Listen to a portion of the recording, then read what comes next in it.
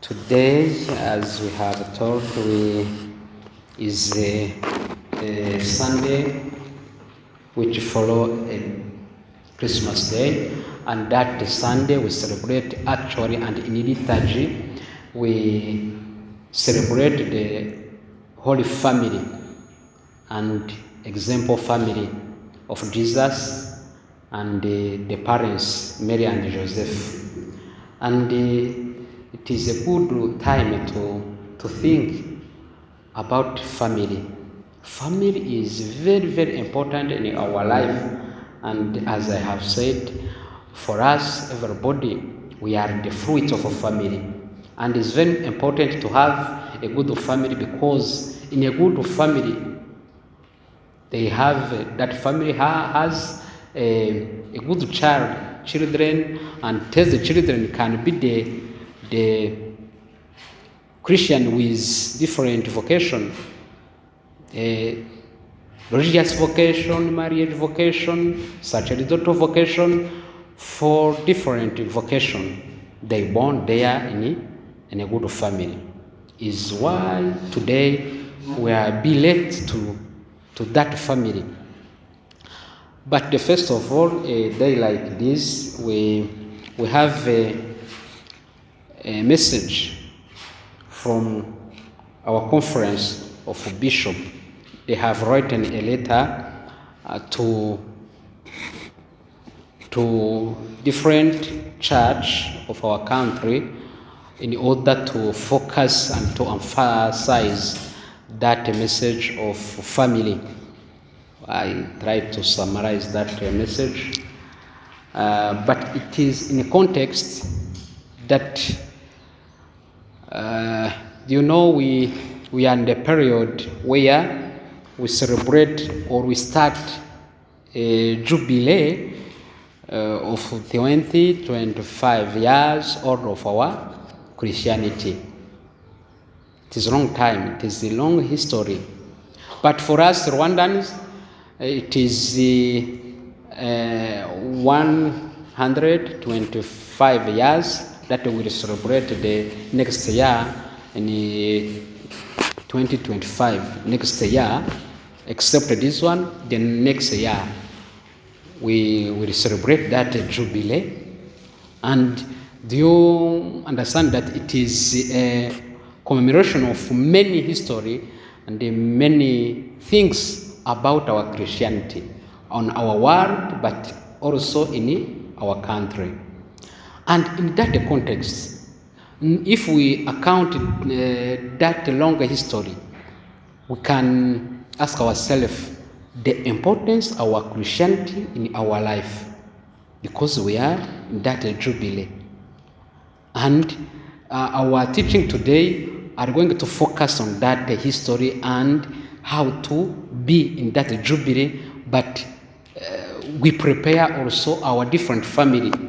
For you, yes, our church tomorrow, our country tomorrow, we must be available in that role of our church. Is you now church today, but tomorrow is your church, and it is a time to start to be prepared. Ni muri urwo rwego rero dutegura kiliziya yacu, ariko tunatekereza ko turi kwizihiza imyaka 2025 Kristo avutse. Ni ukuvuga Imana yigize umuntu, twongeye kubona mu by'ukuri ubundi ni iki Imana dushakaho. Ntabwo imyaka ari mikeya, ariko kuri twe Abanyarwanda ni imyaka ingahe gusa? 125. Ariko mu by'ukuri ntabwo ari mike cyane, kuko hari abayimazemo, hari abamaze imyaka na 20 gusa bakiye iyo vanjiri kandi bayibayemo neza, babyitwayemo neza. Twe mwumva iyo myaka turi kwizihiza rero 120 n'ingahe.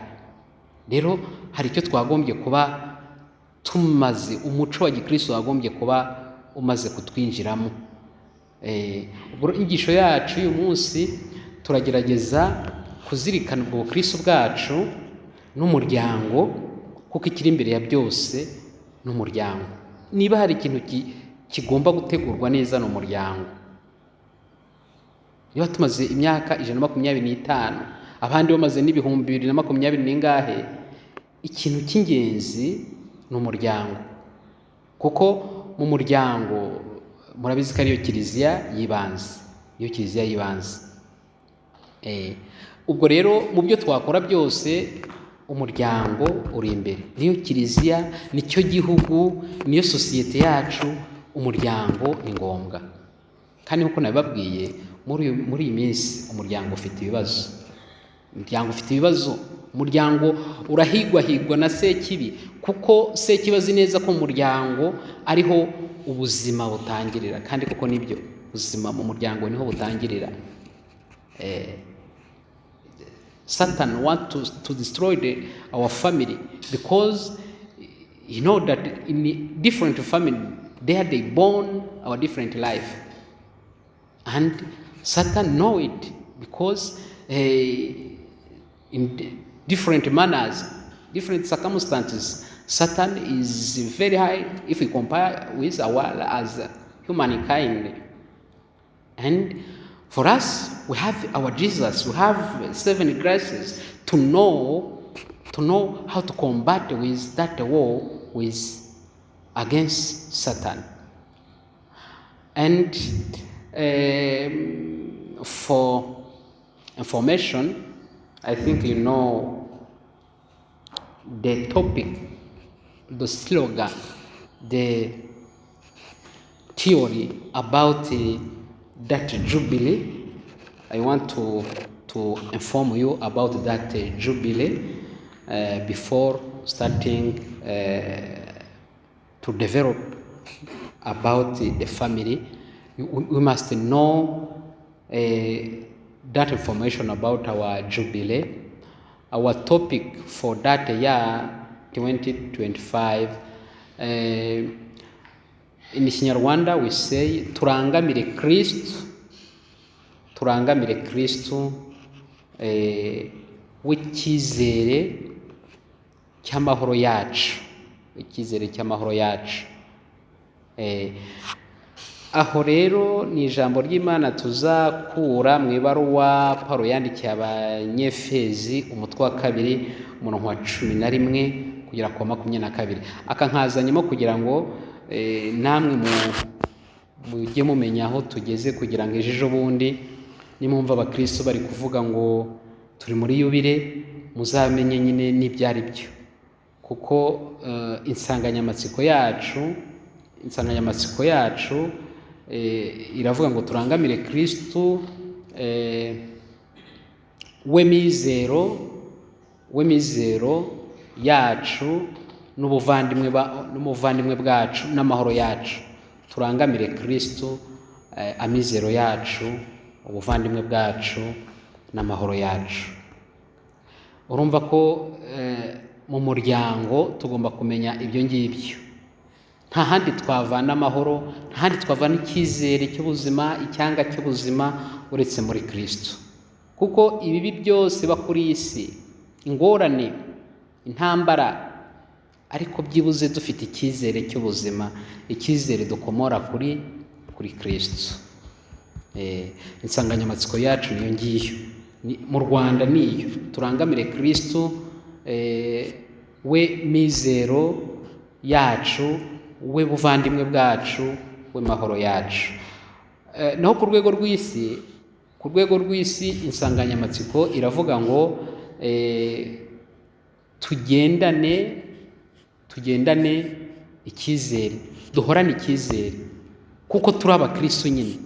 Abagendana voilà le bon terme, abagendana icyizere. Niyo nsanganyamatsiko ku rwego rw'isi, abagendana icyizere. Mu yandi magambo, uyu mwaka tugiye kwizihiza yubile, ni nkaho twagombye kwiyibutsa ko turi abakristo. Mu yandi magambo, turi abagendana icyizere. Ikihe cyizere? Kuko dufite Kristo nyine, kuko turi abakristo. muri bya bibazo rero by'ubumenyi general paper, umuntu ashobora kukubaza ati turi muri yubile, ubaye unabizi kuko hari n'abatabizi, turi muri yubile, ariko se insanganyamatsiko y'iyubile ni iyihe? ako mwagombye guhita mukamenya, sibyo? Ku rwego rw'isi yitwa abagendana icyizere. Wayadabuta mu gihugu cyacu tukavuga ngo turangamire Kristo w'imizero yacu, ubuvandimwe bwacu n'amahoro yacu, ukabura gitsinze rero. Hari utuntu tugomba kumenya nyine kuko ntabwo gupfa gusenga gusa bihagije, ariko tugomba no kumenya naho tugeze n'ubutumwa dukora. That is a good mission for you. You are the youth, but the mature youth. Everywhere that you arrive, you must bring and you must wear that message. You are the formatters for different youth where you arrive, because you study in a university, you must know it. Okay, I return on that family. Today it is a celebration of Holy Family, and it is example of the many family, and also you, the next time you will be in your family. Don't be surprised. You will have your family, and that is a good time to think and to pray for different family.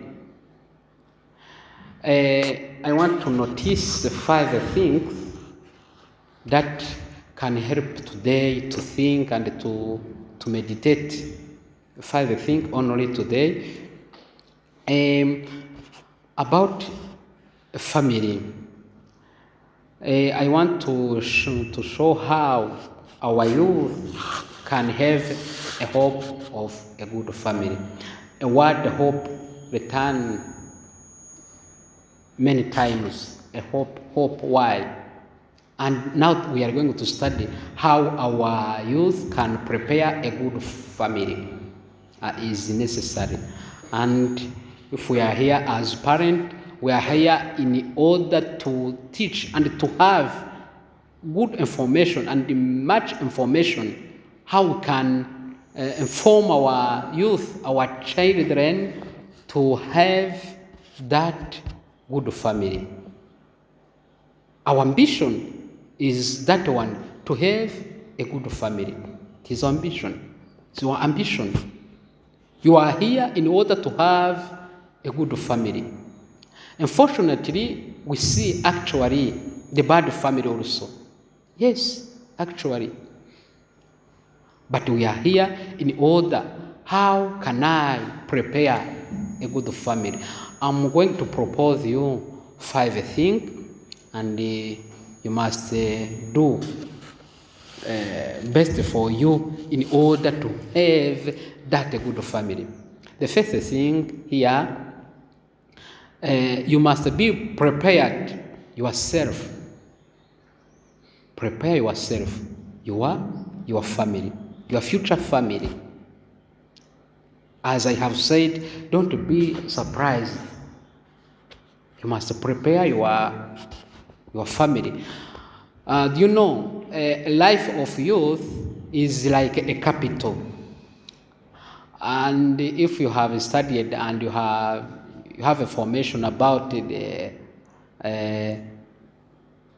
economy lesson here, those who study economics, those who study accountant, that word capital is very important.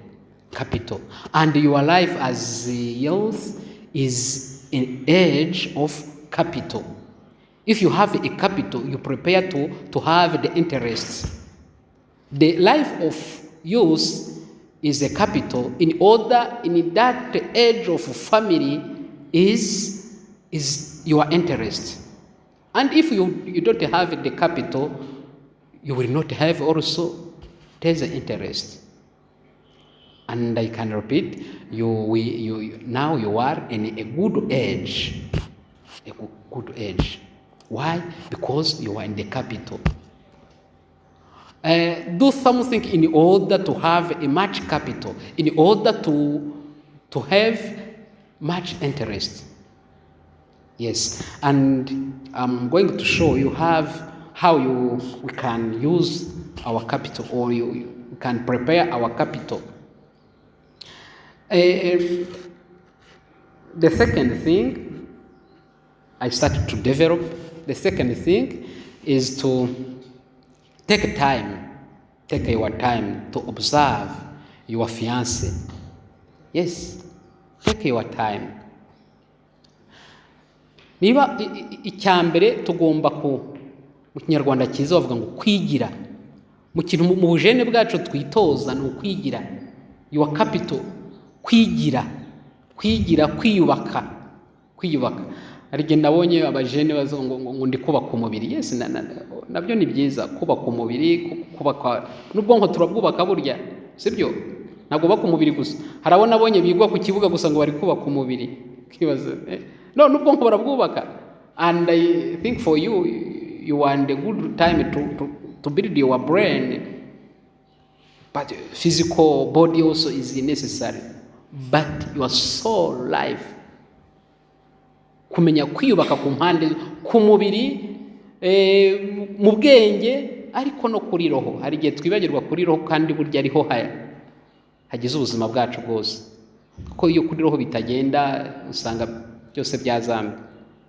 Kuko our body is composed by three things: our physical body, our brain, our soul also is composed. There's three things composed our body. Is a composition of three things, and we cannot make a difference between the three things. Yes. Icyambere rero nukumenya kwigira nk'umujene. Ibyo ukamenya ko bikureba. Ari gihe tugira ngo ababyeyi bacu barakize cyangwa se bameze neza, buriya birana na amahirwe ku ruhande rumwe, ariko ku rundi ruhande niwishinga ibyo ntacyo byaba bikumariye. Menya wowe ubwawe kwigira nk'umujene ni ikibuzima bwacu mumaze kwigira, kwimenya, kwiyubaka nk'umujene. Burya niyo umubyeyi agushize muri butike ye cyangwa mu iduka rye ukamukorera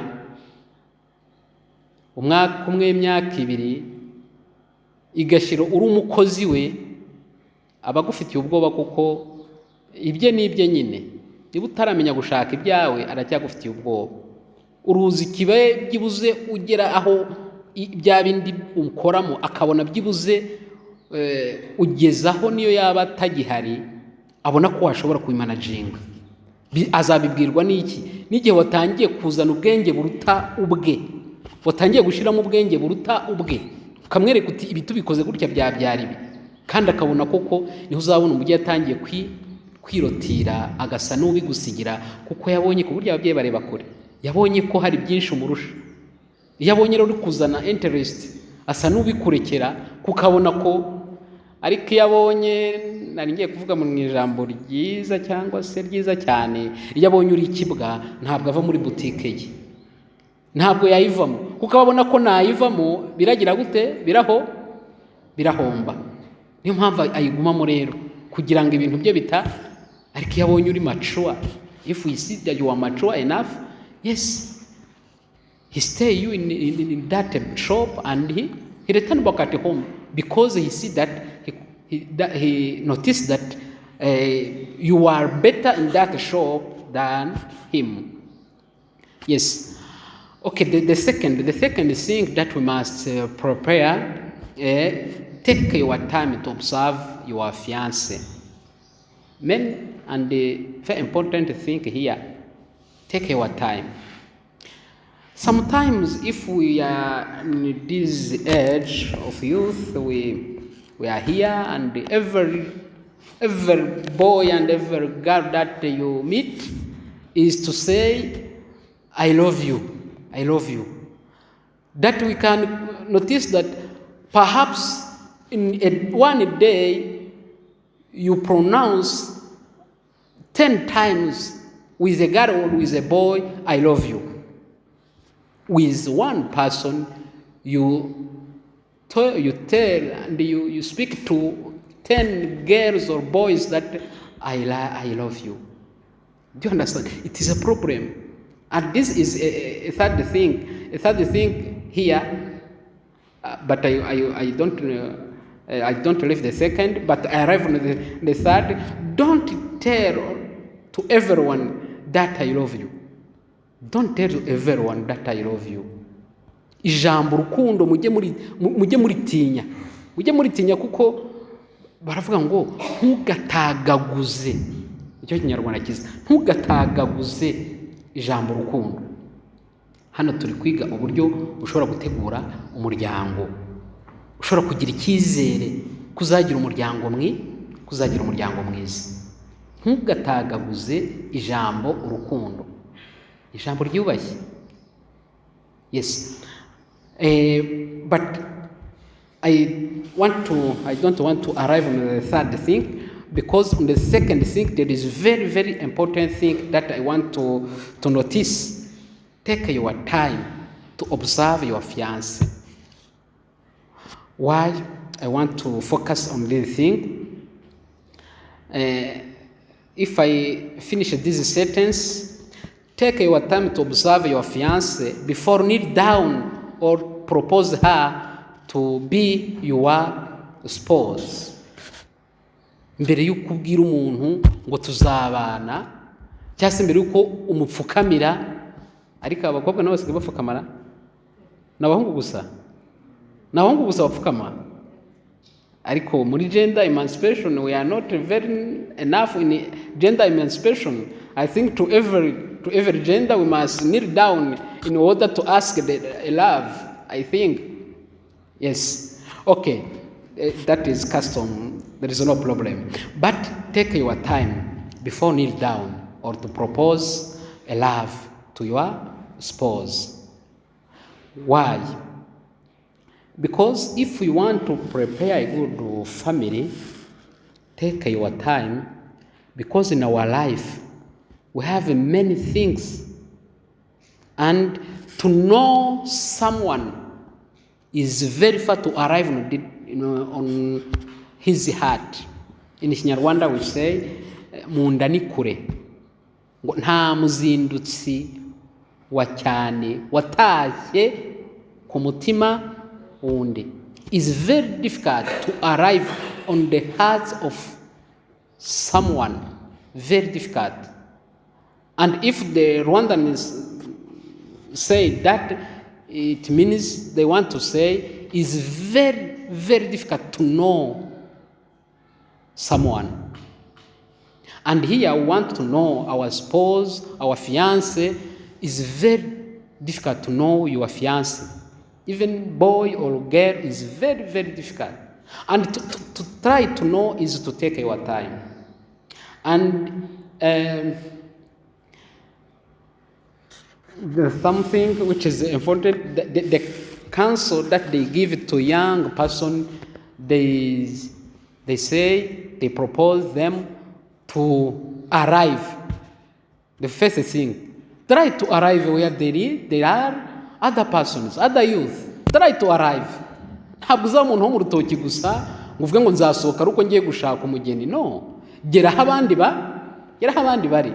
Byari bizwi kera ko byari nk'itegeko ko abajeni bajya mu misa ya kabiri, ariko rimwe na rimwe bizwi ko nka buriya in the history of our church, the first church here in Ruhengeri Diocese, the first church is Rwiza.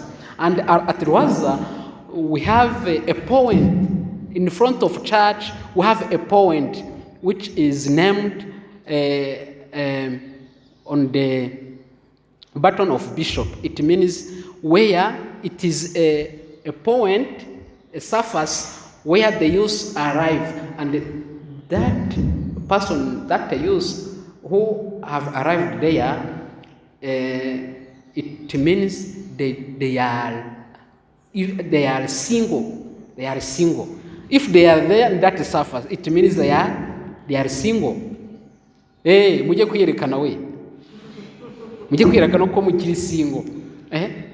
There's another point where we know that on that it is in another side of church. there is the couples, abarangije kubona ababo.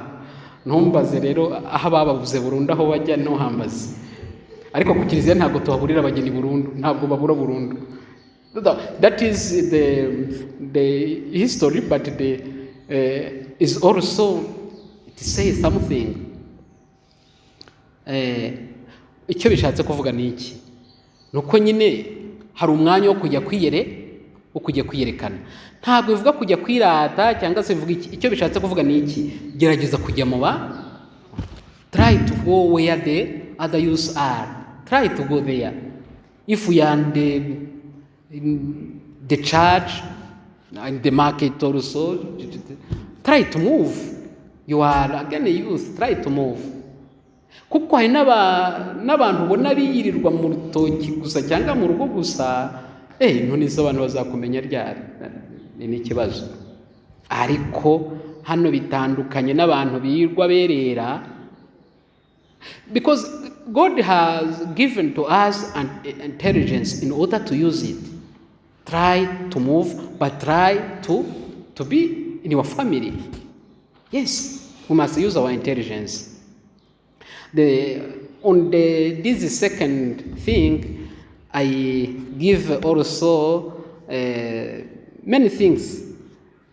The first one is to go where the other youths are. The second is how to know, to dialogue with the others. To dialogue. Here, I want to define about dialogue. Dialogue is composed by speak and listen. To speak and to listen. Why? Because if you don't know to understand someone, it's very, very difficult to know how to dialogue. Dialogue is composed by two things: to speak, but to understand. Sometime we meet with the person who wants to speak only to speak. To speak only to say the much words, and after we finish our, I dare to speak is not a dialogue. If you are with someone who wants to speak only and they don't give you a moment also to speak also again, is not a dialogue. And if we are with your friend, your fiancé, try to speak and to understand. Two things is very important if we say dialogue. Another thing is don't miss to reveal some secret to your neighbors, to your fiancé. It's very important. Don't miss to reveal some secret. Here is very, very important. There are words which is very necessary to speak to your neighbors, but are other words which is prohibited to pronounce to your neighbors. Do you understand? And here is to use your intelligence. Hari ibintu byangombwa kubwira umugeni wawe, hari n'ibibujijwe kubwira umugeni wawe. Hano bitangiye gukomera. Hari ibyo ugomba kumubwira byanze bikunze, ariko hari n'ibyo utagomba kumubwira. Do you know, in our life we have a long story, and we have something that even if you do something very, very important, your secret will appear in next time. Even if you are here, you conserve your secret, but even if you do something, your secret will appear in next time. And you must notice these things. Ugomba kumenya mu buzima bwawe. Hari ibintu utahisha ngo bizakunda. Niyo wazana ikibyanze kunze bikaba bigomba gusohoka. Cyakumenyekana. Niyo wabihisha ute, niyo wakwica abantu babimenye, niyo wagira utarika amaherezo bikaba bigomba kumenyekana. ariko hari n'ibyo ugomba kubika ku mutima wawe bigakunda. Aho hantu kubitandukanya ibyo bintu ni ngombwa, ariko kubera ko dufite ubwenge ntabwo bikomeye cyane. Kumenya ibintu byanze kunze niyo wazana icyo bizagaragara, kumenya n'ibitagaragara n'ibyo wabika ku mutima wawe. Kuko in French they say toute la vérité n'est pas bonne à dire. Ariko iyo tugeze aho birakomera ngo ukuri kose si ngombwa kukuvuga, ukavuga uti nzabika ibihe ndeke ibihe. Niyo mpamvu mbabwiye ngo ikintu ugomba criterion ugomba kugenderaho mu kumenya ibyo ugomba kuvuga ni ibintu ubona ko niyo wazana iki utazabibika ngo bitazagaragara. Ibyo rero bibwire uwo muzabana hakiri kare, kuko amaherezo azanabimenya. You are here in order to speak. Tell a secret, because next time he will know about his secret. For example, in order you can understand, for example, if you are a girl or you are a boy and you have a child everywhere, perhaps in Rusizi and in the Eastern province, and you have a child, and now we are here in Ines, and you speak yourself, it is my secret. I don't want that someone can know that I have a child. A child is a child. If you are in America, you are in South America, they will know that you have a child. Nauge yazana kwishakira mpaka amenya hose ari cyangwa aho nyina ari. That is not a secret. A child is not a secret. Try to speak eerily and to speak to your fiancé. I have a child. Kugira ngo niba byakire hakiri kare. Ibi ndababwira ko muri iyi minsi dusezeranya amakupure menshi. Hari ikintu mutazi, burya mu kiliziya tugira inkiko. Tugira inkiko mu kiliziya burya mbere yo kujya kurega muri mu ntara cyangwa he wagombye kumanza mu kiliziya. Murabizi ko tutemera no gutandukana kw'abashakanye, ariko turabyemera burya. Tubyemera ryari? Muri za nkiko, iyo bigaragaye. Muzo tubyemera naha iyo bigaragaye ko yakubeshye, ukazana proof ko umugeni wawe yakubeshye, ako kanya uhita ubona gatanya. Ako kanya duhita tuguha gatanya. You understand? If you have a proof that your spouse, your fiancé has tried to cheat, we can give you that, and in a good term we say a doll. Icyo cyemezo cy'uko yakubeshye ukibonye ako kanya biba birangiye. And I say this in order to avoid that cheating. Try to speak your all secret, and that secret that you next time will be revealed. Even the thing that you can do. I have given that example to have a child. Another, perhaps you are divorced one time and you try to conserve that secret. Perhaps you are a divorced person in your history. That is every time. One time that the secret will appear that you are divorced.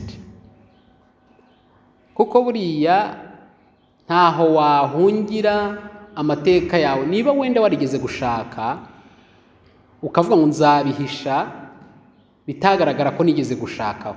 Urabizi hari igihe umuntu ashaka akagira gute akaba yigendeye, akaba yigiye mu yindi province cyangwa agiye mu kindi gihugu, ukavuga uti iri banga uwo nzahura nawe nzambwira ko nkiri nta kibazo cyari sinigeze nshakaho, nta kibazo rwose, ukagira ngo nibanga. Ariko byanze bikunze biza nko muri kiliziya ho biragoye, kuko iyo ugiye gushingirwa bakwaka ibyangombwa byose bigaragaza ko amateka yawe abakuzi yose barayabasaba. Ariko muri leta ho birashoboka ko ushobora kuvuga ngo sinigeze nshakaho, ukavuga uti namwemeje, ntabwo wamwemeje, amaherezo bizagaragara.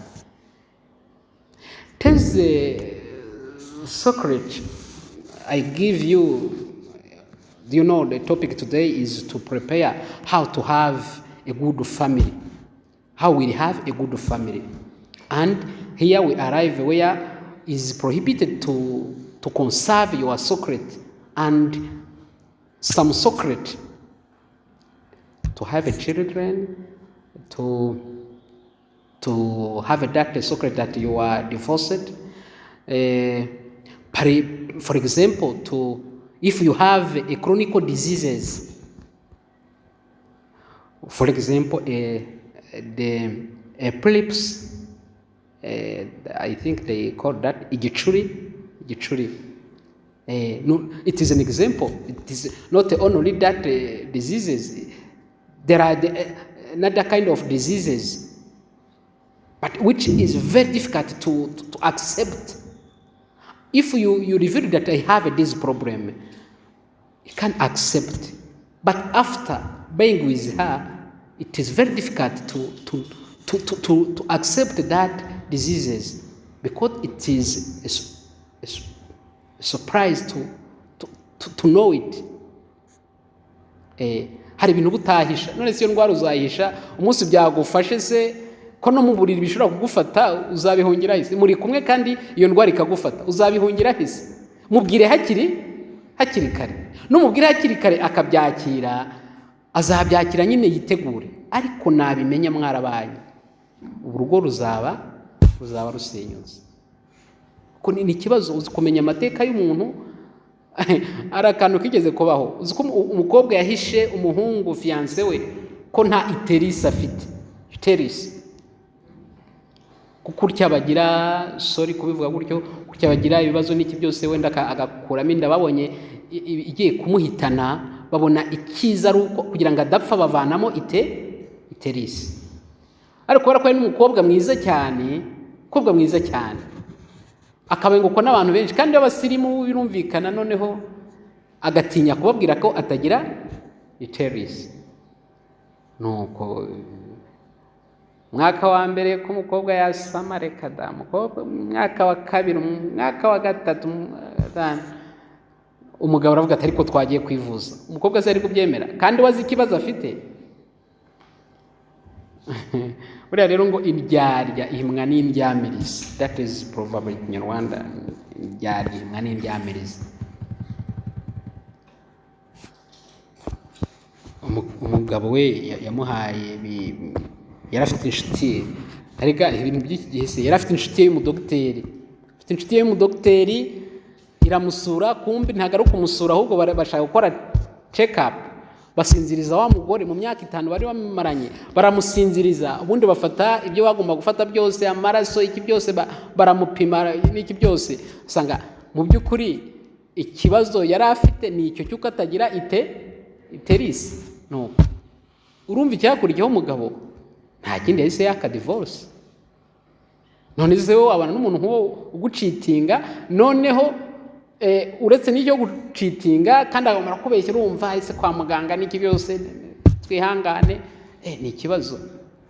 Yes, is very nice to speak to your spouse all think that can be a problem in your life. If you don't have uterus, try to speak to him, because the love has his own force.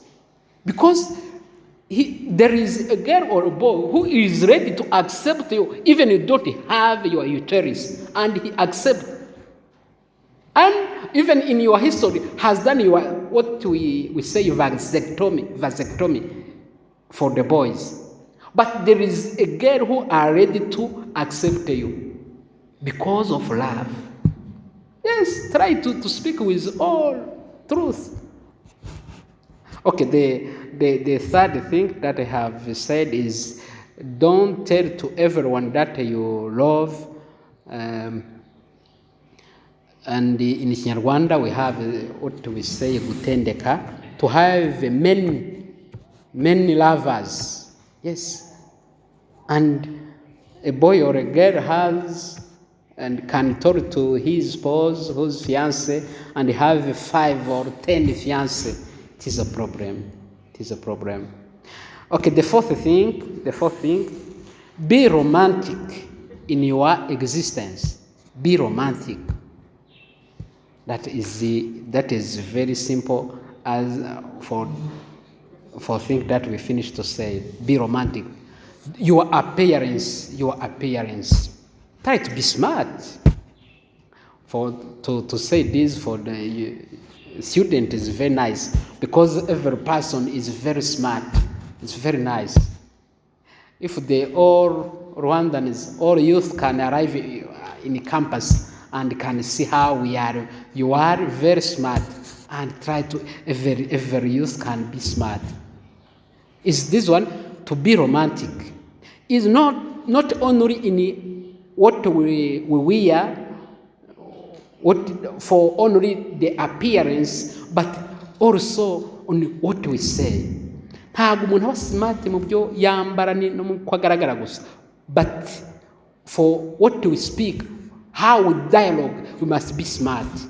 Smart can arrive on all our existence. How we dialogue, how we approach the others, how we speak to others, how we live.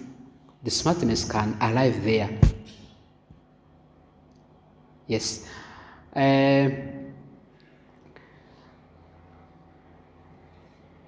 One thing here is to avoid to speak or to avoid your egoism.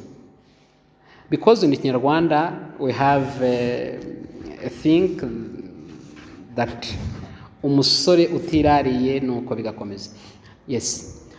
A young person, a young boy can speak many things about him or about her family in order that the girls can accept him. Yes, we are rich in our family. For me, I have a good job, and he has nothing. But in order, he wants many lovers. He speaks many things about him. It is prohibited. Yes. If you are single, like in your life, yes, but in your future life, when you arrive in your family and your fiancé found that there is nothing, even you don't have even a chair where you can sit, it is a problem. Your love is cleaned directly. Urukundo yaragufite rwose rurarindimuka, kandi kubera akantu gato wamubeshye. Kwirarira is not in this custom of romantic. Try to be romantic, but is very necessary to be like you. The last thing here is ask God if your spouse is really your spouse. Ask God. It's very, very necessary. And here I want to focus on prayer. You are here like a girl, you are here like a boy, and you want to build, you want to have your family. Try to ask your God. Try to pray for your fiancé. And ask God if is really your spouse. Ugera hariya mu kabari uti ndamubonye, ukavuga ngo mana ngo wamoye, imana igeze guha umugeni nkongo. It is a problem. And here, we want to how to prepare a good family, how to have a good family. You must at least pass on 5 things in order to say, I will have a good family. You cannot sit here and be like a person, like a lazy person, no sense, no intelligence, and you say yourself, I will have a good family. No. And today it was a good example of family, Holy Family. And if we study on Holy Family, we program that we will also have a good family And if we program that we'll have, and we have that ambition, we'll have a good family, we must know how to prepare. Prepare your life, prepare your family, and God will help you to arrive on that good family. Imana izagufasha kugera ku muryango nyawo kuko wagiye ubitegurana nayo, wagiye ubyitegura, niyo mpamvu uzabigeraho. Mu buzima ntibugira gahunda, ushobora guhura n'ibyago ariko buri gihe Imana izahora ku ruhande rwawe. That is secret of life. If you pass on this way that I have said, and you meet with many problems, accident in our life, know that God is in your side. I can close our teaching here, and it is a time to pray for different families. And you must notice that actually, if you tell the things about homosexuality, about tell the things about abortion, about tanners, about that is the way that Satan and Illuminati use in order to destroy our family. Be careful. Now Satan bring many things in order to destroy our family. It is a time to pray abundantly. The Lord be with you.